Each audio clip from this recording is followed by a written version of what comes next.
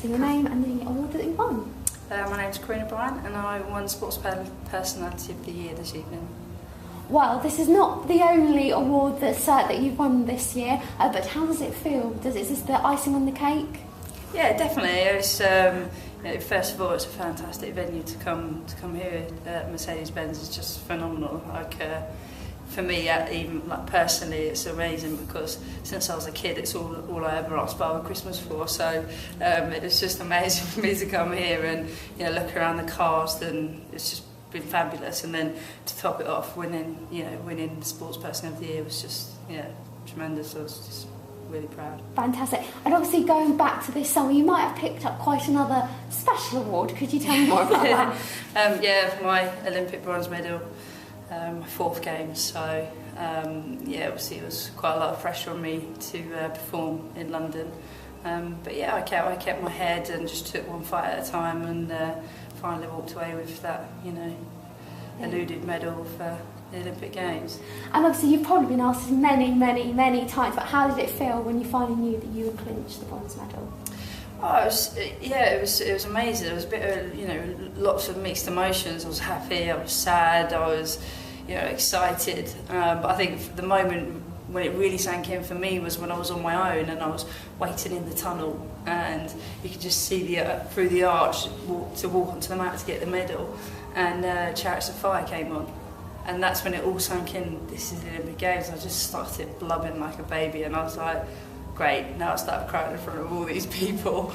But yeah, that's when it really sunk in for me, and it's just an overwhelming feeling.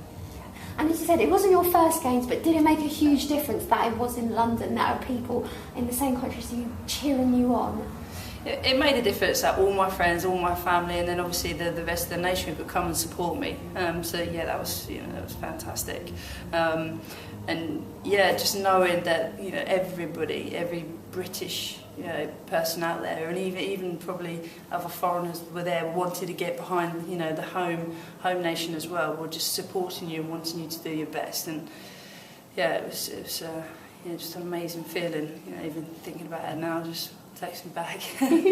Now I have to say, since you won your medal, we've had various fetes and events, and you have been the star attraction. It's always come and see the bronze medal and come and see the athlete. Has your life changed incredibly since you won it?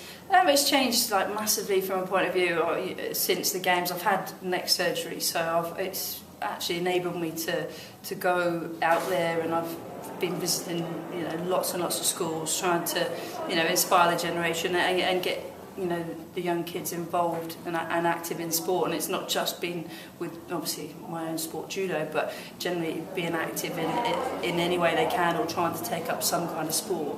Yeah, and has it made a massive difference to the sport, you winning the medal?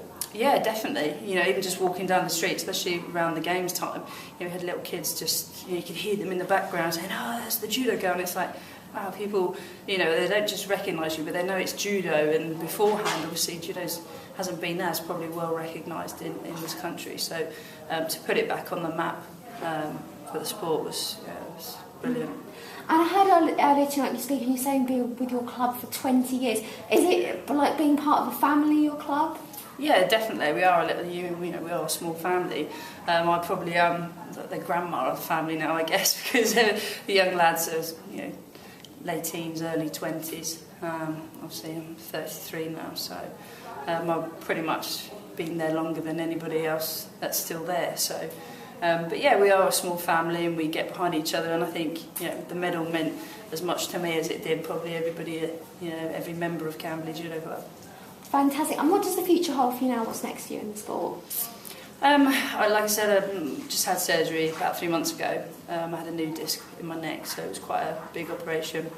The first 3 months was literally just resting, recovery, and then I'll start my rehab.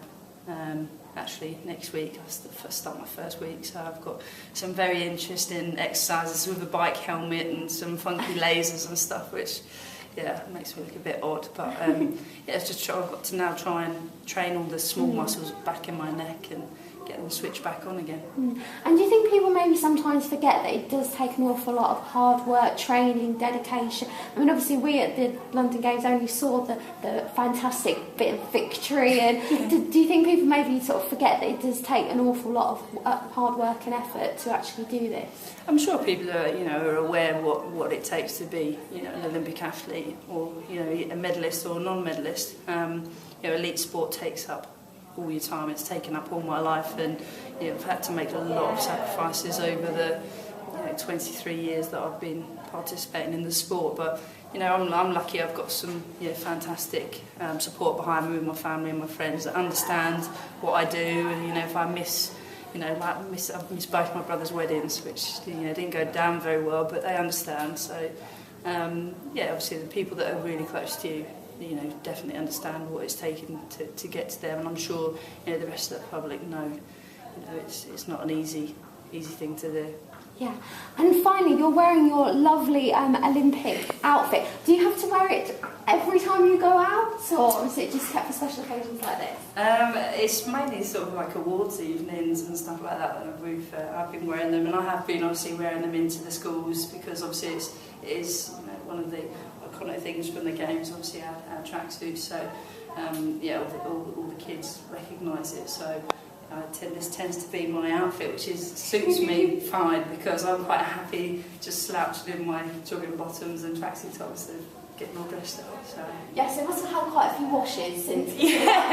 Hopefully. Yeah, I think this is probably the most worn tracksuit I've ever had, and I've only probably had it a few months, but I've worn it more than probably anything I own. Fantastic, thank you so much for your time. No problem, thank you.